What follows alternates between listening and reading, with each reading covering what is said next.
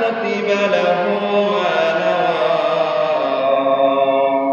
وكان نومه صدقة عليه من ربه عز وجل أو كما قال عليه الصلاة والسلام.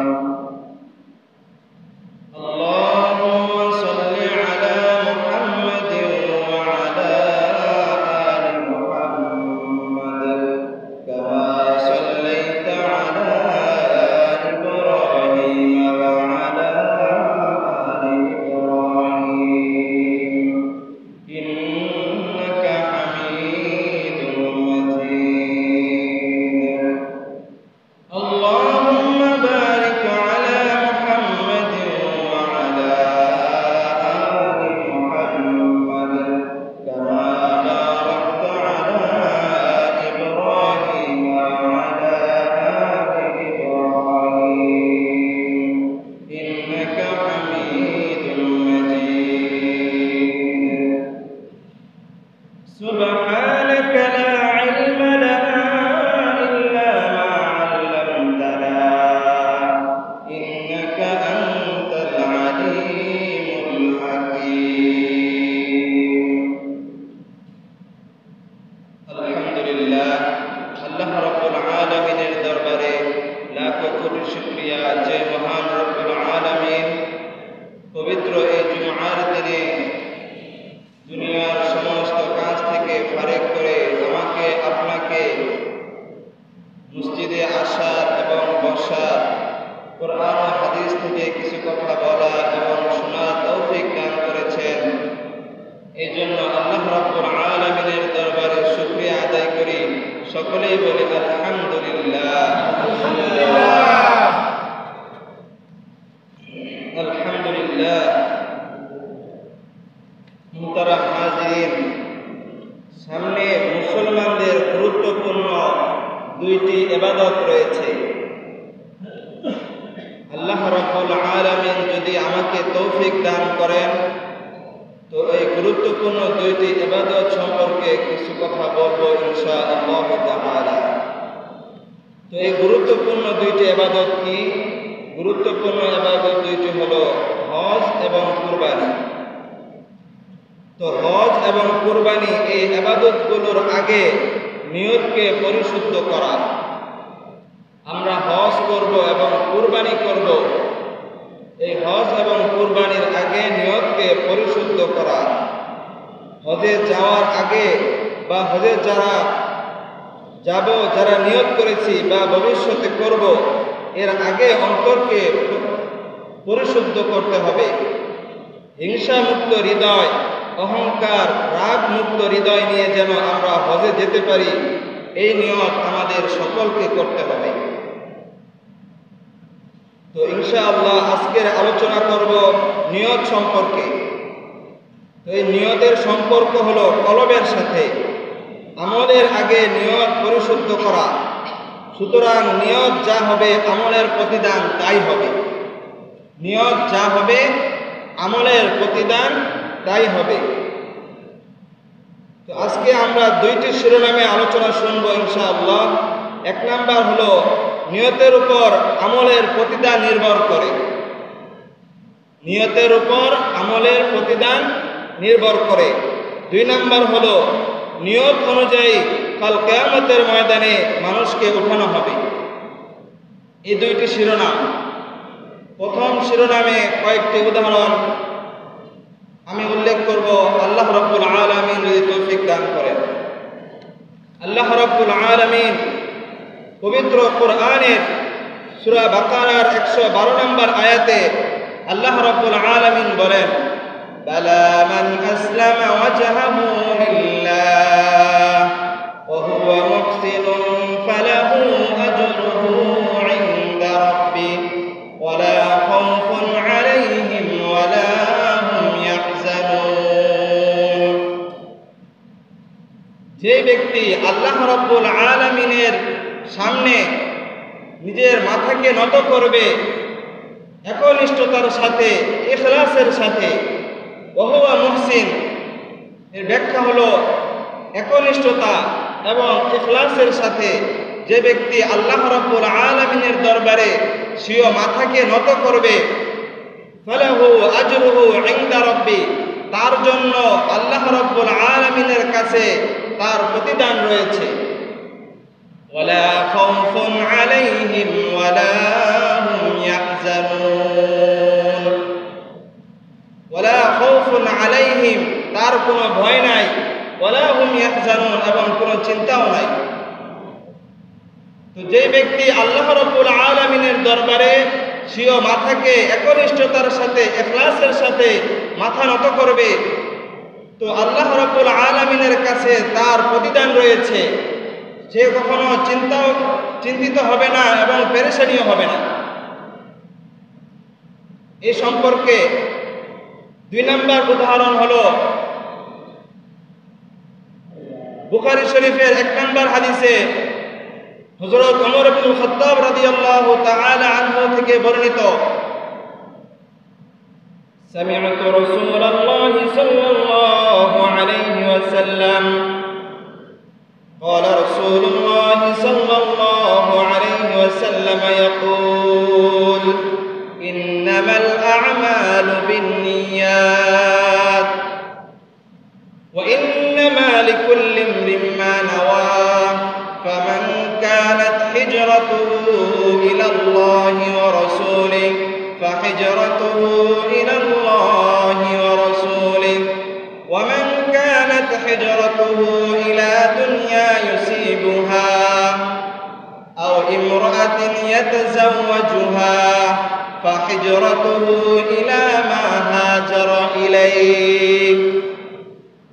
হযরত ওমর ইবনুল খাত্তাব রাদিয়াল্লাহু তাআলা আনহু তিনি নবীজিকে মিম্বারে বলতে শুনেছেন যে রাসূল আকরাম সাল্লাল্লাহু আলাইহি ওয়াসাল্লাম ইরশাদ করেন, ইন্নামাল আ'মালু বিন্নিয়াত, আমলের ফলাফল তার নিয়তের উপরে নির্ভর করে। ওয়া ইন্নামা লিকুল্লি ইমরিন মা নাওয়া, যে ব্যক্তি নিয়ত করে ফামান কানাত হিজরাতুহু ইলাল্লাহি ওয়া রাসূলি, যে আল্লাহর রাস্তায় হিজরত এবং রাসূল আকরাম সাল্লাল্লাহু আলাইহি ওয়াসাল্লামের রাস্তায় হিজরত করার নিয়ত করে, ফাহিজরাতুহু ইলাল্লাহি ওয়া রাসূলি, তাহলে তার হিজরত আল্লাহ এবং তার রাসূলের দিকেই হবে। যে ব্যক্তি আল্লাহ এবং তার রাসূলের রাস্তায় হিজরত করার নিয়ত করে, তো তার হিজরত আল্লাহ এবং তার রাসূলের রাস্তায় তার হিজরতটা হবে। ওয়ামান কানাত হিজরাতুহু ইলা দুনিয়া ইউসিবুহা, আর যেই ব্যক্তি দুনিয়া উদ্দেশ্যের লাভে, দুনিয়া অর্জন করার উদ্দেশ্যে, দুনিয়া পাওয়ার নিয়তে হিজরত করে, আও ইয়াতাজাওয়াজু বিহা, অথবা কোনো সুন্দরী রমণী মহিলাকে বিবাহ করার উদ্দেশ্য থাকে, নিয়ত করে, ফাহিজরাতুহু ইলা মা হাজারা ইলাই, তাহলে তাহার এই হিজরত দুনিয়া এবং সুন্দরী রমণীকে পাওয়ার উদ্দেশ্যই হবে। আল্লাহ এবং তার রাসূলের সন্তুষ্টি অর্জন করা যদি তার উদ্দেশ্য না হয়, তাহলে এই উদ্দেশ্য কখনো তার হাসিল হবে না। তো এই হাদিসের ভিতরে আমরা বুঝতে পারলাম যে আল্লাহ এবং তার রাসূলের উদ্দেশ্যে, আল্লাহ এবং রাসূলের রাস্তায় হিজরত করবে, তার হিজরত আল্লাহ এবং তার রাসূলের রাস্তায় হবে। আল্লাহ ও রাসূলের সন্তুষ্টি অর্জনের উদ্দেশ্যে হয়ে থাকে।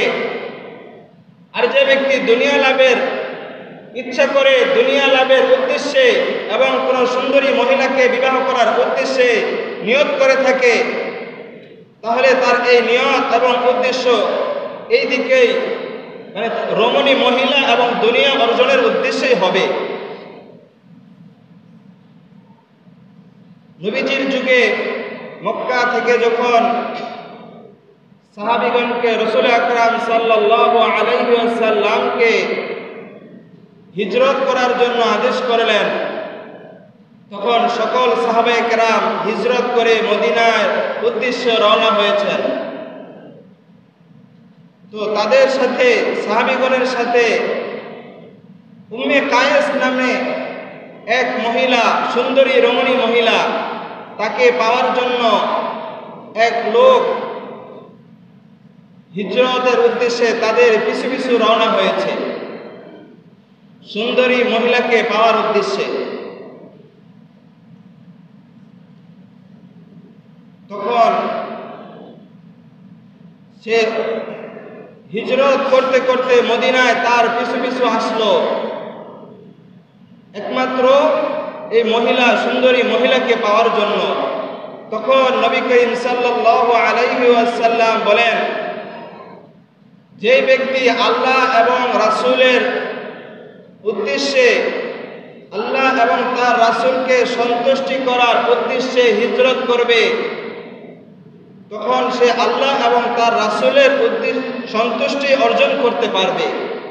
আর যে ব্যক্তি কোনো মহিলাকে, সুন্দরী রমণীকে পাওয়ার জন্য হিজরত করবে, সে সুন্দরী মহিলাকেই পাবে, কিন্তু আল্লাহ রাব্বুল আলামিনের সন্তুষ্ট, রাসূল আকরাম সাল্লাল্লাহু আলাইহি ওয়াসাল্লামের সন্তুষ্ট সে অর্জন করতে পারবে না।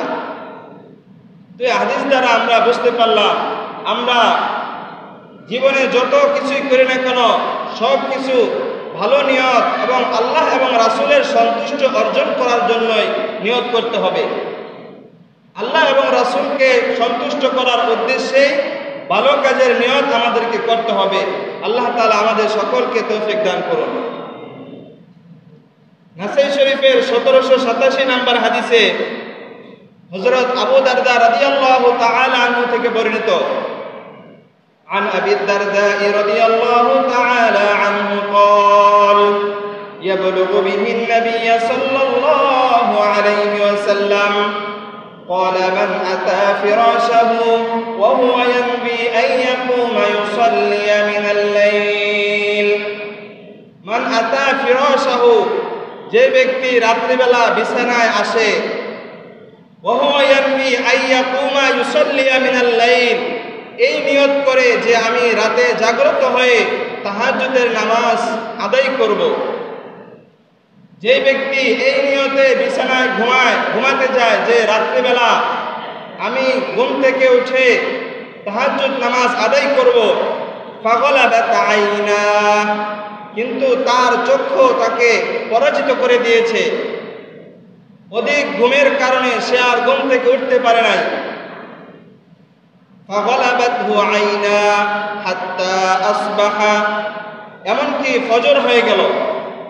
সে নিয়ত করে ঘুমিয়েছে যে তাহাজ্জুদ নামাজ আদায় করবে, কিন্তু ঘুমের কারণে সে তাহাজ্জুদ নামাজ আর পড়তে পারে নাই। হাত্তা আসবাহা, এমনকি ফজরের সময় হয়ে গেল। তো নবী করিম সাল্লাল্লাহু আলাইহি ওয়াসাল্লাম বলেন, কুতিবা লাহু মা নাওয়া, তো ওই ব্যক্তি যে নিয়ত করেছে ঘুম থেকে উঠে তাহাজ্জুদ নামাজ পড়বে, ওই ব্যক্তির জন্য কুতিবা লাহু মা নাওয়া, যে নিয়ত করেছে সেই নিয়তের কারণে আল্লাহ রাব্বুল আলামিন তার নামে সওয়াব লিপিবদ্ধ করে দিবেন।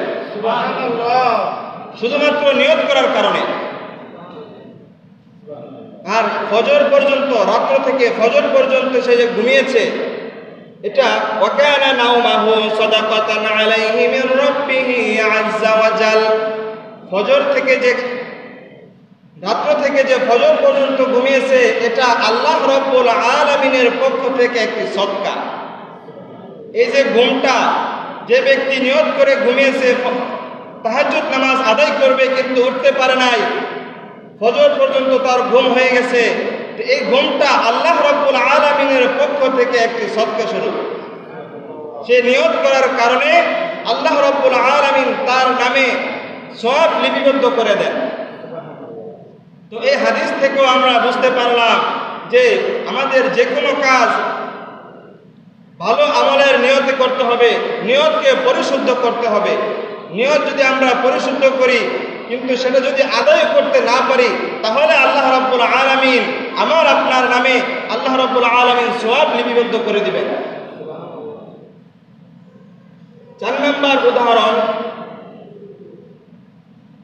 হযরত ইবনে আব্বাস রাদিয়াল্লাহু তাআলা আনহু থেকে বর্ণিত, রাসূল আকরাম সাল্লাল্লাহু আলাইহি ওয়াসাল্লাম আল্লাহ রাব্বুল আলামিনের পক্ষ থেকে বর্ণনা করেন, হাদিসে কুদসি বর্ণনা করেন। নবী করিম সাল্লাল্লাহু আলাইহি ওয়াসাল্লাম বলেন, ইন্নাল্লাহা কাতাবাল হাসানাতি ওয়াস সাইয়্যাত। আল্লাহ রাব্বুল আলামিন ভালো এবং মন্দ লিপিবদ্ধ করে দিয়েছেন, ভালো এবং মন্দ লিখে দিয়েছেন। সুম্মা বায়্যানা যালিকা, অতঃপর এ ব্যাপারে আল্লাহ রাব্বুল আলামিন ব্যাখ্যা করে দিয়েছেন। ফামান হাম্মা বিহাসানাতিন ফালাম ইয়ামালহা, যে ব্যক্তি কোনো ভালো কাজের নিয়ত করলো, ফালাম ইয়ামালহা, অতঃপর ওই আমলটা সে করতে পারলো না, কাতাবাহাল্লাহু লাহু ইনদাহু হাসানাতান কামিলা, যে ব্যক্তি ভালো কাজের নিয়ত করলো কিন্তু সেই ভালো কাজটা করতে পারলো না, তবু আল্লাহ রাব্বুল আলামিন তার জন্য সওয়াব লিপিবদ্ধ করে দিবেন। সুবহানাল্লাহ। ফালাম ইয়ামালহা কাতাবাহাল্লাহু লাহু ইনদাহু হাসানাতান কামিলা, পরিপূর্ণ সওয়াব তার নামে আল্লাহ রাব্বুল আলামিন লিপিবদ্ধ করে দিবেন। ফা ইন হুয়া হাম্মা বিহা ফাআমিলাহা, যদি ওই ব্যক্তি যে নিয়ত করেছে যে এই আমলটা আমি করব, এই কাজটা, এই ভালো কাজটা আমি করব, যদি সেটা সে ভালোভাবে বাস্তবে পরিণত করে আমল করে, তাহলে আল্লাহ রাব্বুল আলামিন তার জন্য 10টি নেকি লিপিবদ্ধ করে দিবেন। فإن هم بها فعملها كتبها الله له عنده 10 حسنات, 10টি আমল, 10টি সওয়াব তার জন্য লিপিবদ্ধ করে দিবেন। এমনকি ইলা 700 দি'ফিন, তার এই 10 সওয়াবকে 700 সওয়াবে পরিণত করে দিবেন। এমনকি ইলা আদআফিন কাসীরা, অধিক পরিমাণে তার নামে আল্লাহ রাব্বুল আলামিন এই শুধু নিয়ত করার কারণে, বাস্তবে পরিণত করার কারণে আল্লাহ রাব্বুল আলামিন তার নামে সওয়াব লিপিবদ্ধ করে দিবেন।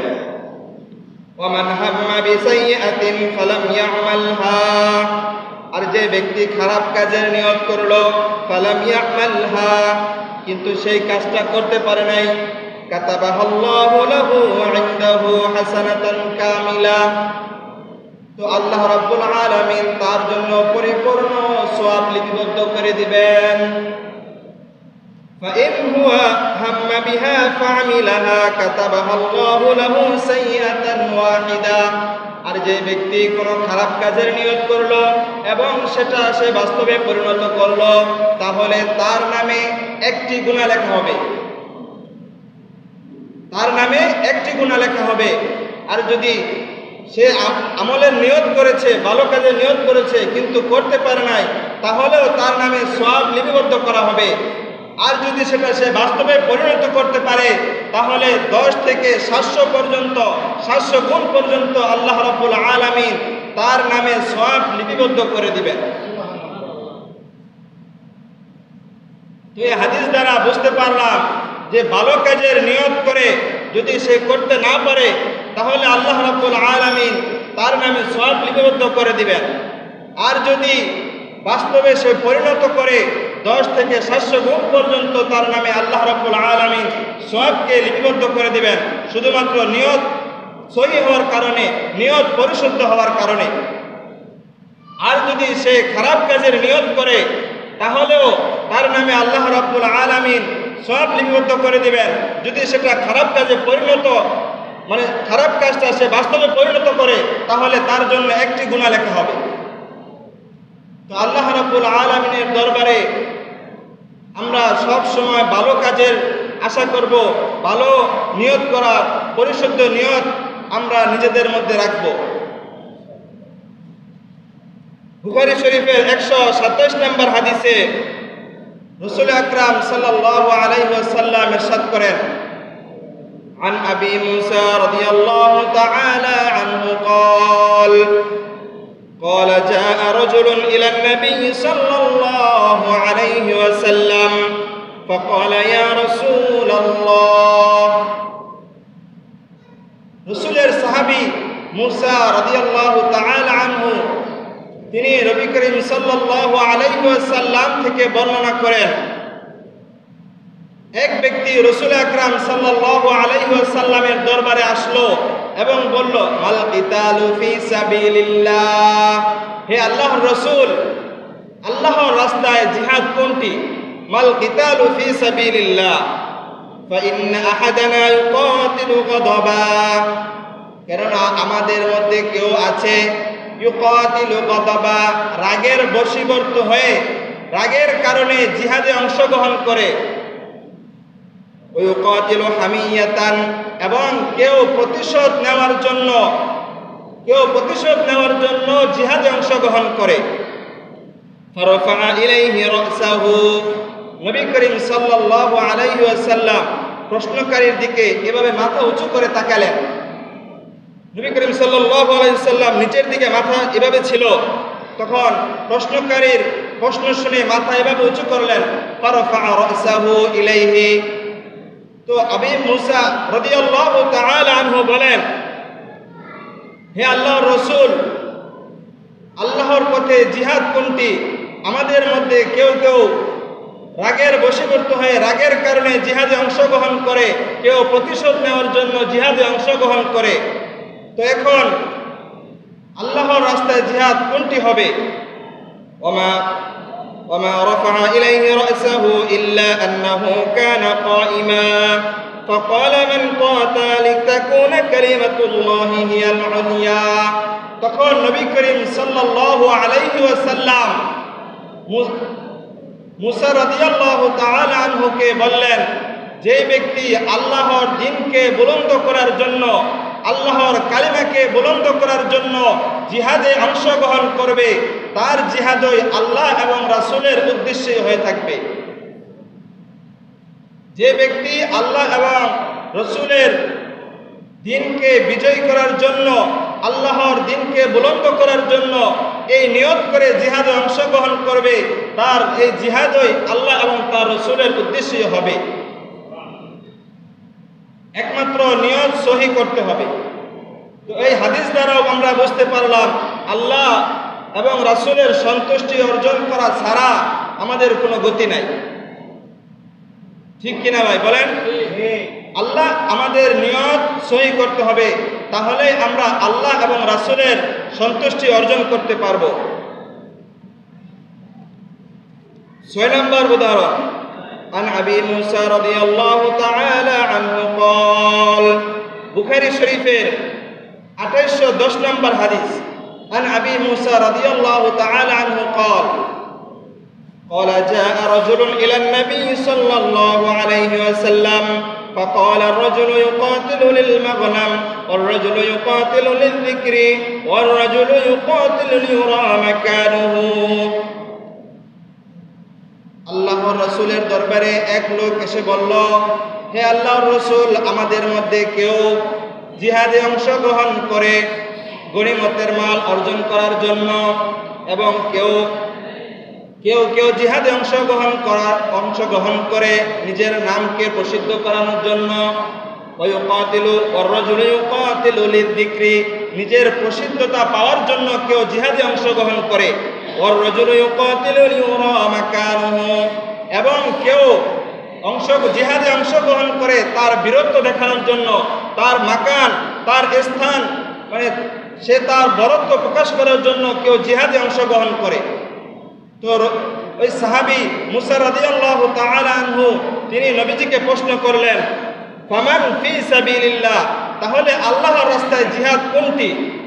তো নবী করিম সাল্লাল্লাহু আলাইহি ওয়াসাল্লাম বলেন, মান কাতালা লিতাকুনা কালিমাতুল্লাহি হিয়াল উলিয়া ফাহুয়া ফি সাবিলিল্লাহ, যে ব্যক্তি আল্লাহর কালিমাকে বুলন্দ করার উদ্দেশ্যে, আল্লাহর কালিমাকে আল্লাহর জমিনে বুলন্দ করার নিয়তে জিহাদে অংশগ্রহণ করে, তার এই জিহাদ আল্লাহ এবং তার রাসূলের উদ্দেশ্যেই হবে। তো এই হাদিসের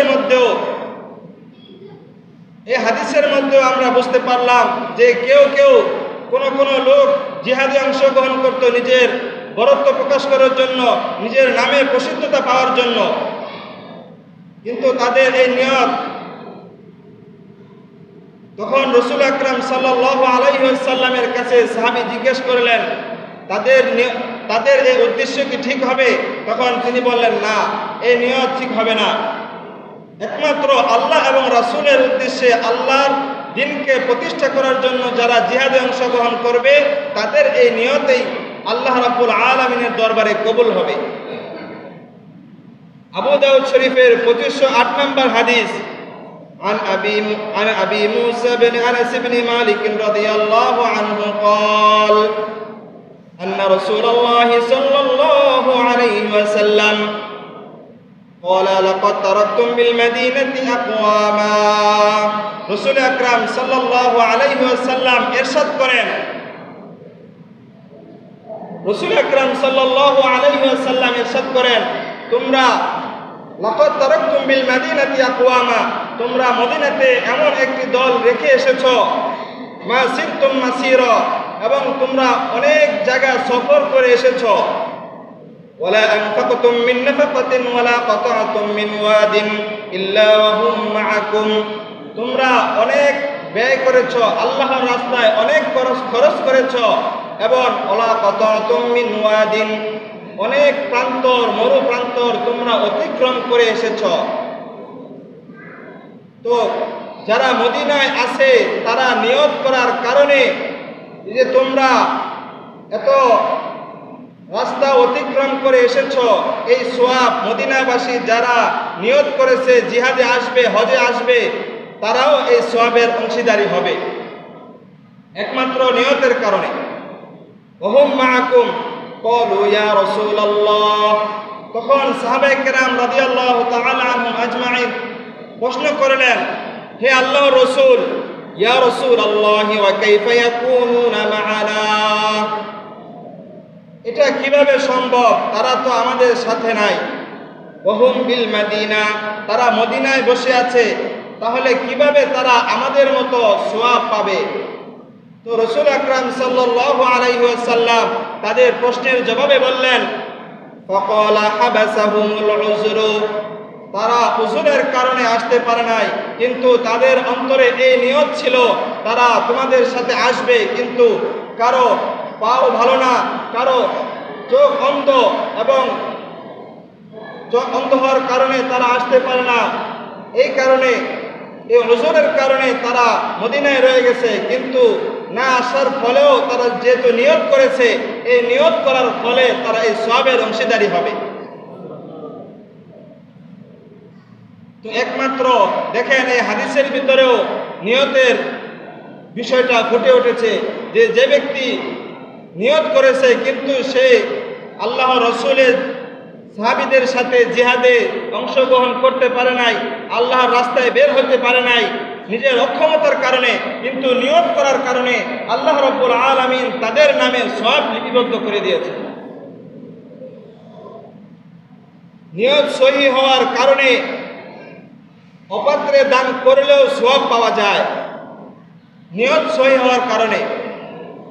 আবু হুরায়রা রাদিয়াল্লাহু তাআলা আনহু থেকে বর্ণিত বুখারী শরীফের 1421 নম্বর হাদিস, নবী করিম সাল্লাল্লাহু আলাইহি ওয়াসাল্লাম ইরশাদ করেন, অতীতকালের একটি ঘটনা নবী করিম সাল্লাল্লাহু আলাইহি ওয়াসাল্লাম বর্ণনা করেন, ক্বালা রাজুলুন লা তাসাদ্দাকান্না বিসাদাকাতিন, এক লোক নিয়ত করেছে সে অবশ্যই সদকা করবে, ফাখরাজা বিসাদাকাতিন ফাওয়াদাহা ফি ইয়াদি সারিকিন, সে সদকা করার জন্য রাত্রিবেলা বের হলো, তার সেই সদকাটা সে একটি চোরকে দান করলো। ফাওয়াদাহা ফি ইয়াদি সারিকিন ফাসবাহু ইয়াতাহাদ্দাতুনা তুসাদ্দিকা আলা সারিকিন, সকালবেলা লোকেরা বলাবলি করতে লাগলো, তুমি যে সদকা করেছ সেটা একটা চোরকে সদকা করা হয়েছে। তো ওই লোকটি বলল, ফাকালা আল্লাহুম্মা লাকাল হামদু লা তাসাদ্দাকান্না বিসাদাকাতিন, হে আল্লাহ সকল প্রশংসা আপনার, আমি আগামীকাল আবার সদকা করব। এইভাবে প্রথম দিন সদকা করেছে চোরের পর, চোরকে সদকা করেছে, দ্বিতীয় দিন সদকা করেছে, ফাখরাজা বিসাদাকাতিহি ফাওয়াদাহা ফি ইয়াদি জানিয়াতিন, দ্বিতীয় দিন সে সদকা করেছে একটি ব্যভিচারিণী মহিলার উপর। فأصبحوا يتحدثون تصدق الليل على زانية। তো দ্বিতীয় দিন যখন সকাল হলো তখন লোকেরা বলাবলি করতে লাগলো, তুমি যে সদকা করেছো এই সদকাটা একটা ব্যভিচারিণী মহিলাকে করা হয়েছে। যে মহিলা, যে ব্যভিচারিণী মহিলা তার সতীত্বকে নষ্ট করার জন্য টাকার বিনিময়ে তার সতীত্বকে নষ্ট করে দেয়।